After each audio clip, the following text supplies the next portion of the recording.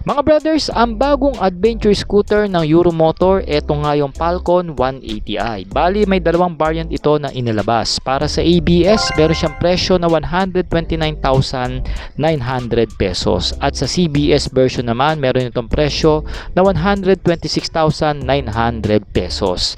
Pagdating sa makina mga brothers, kaya nga nitong makadulo ng 18.5 horsepower at 8,500 RPM. At meron naman itong arangkada na 17.2 Newton meter of torque at 6,500 RPM. Meron itong 100cc displacement, single cylinder, single overhead cam na 4 yung kanyang valvula.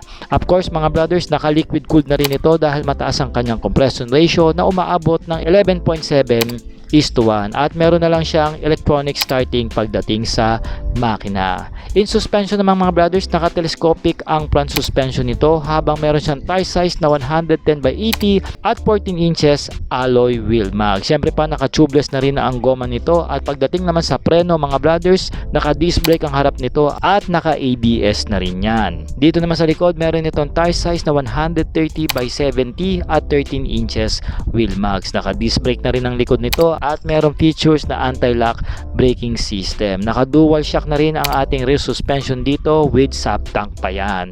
At pagdating naman sa kanyang riding ergonomics mga brothers, meron itong seat height na umaabot ng 780mm at meron itong ground clearance na 100mm lang, no? Pero palagay ko mga around 120 to 130 ito ng aking dinangkal. Pagdating naman sa kanyang dry weight, meron itong 136 kg at ang kanyang tank capacity ay umaabot po ng 8.5 liters.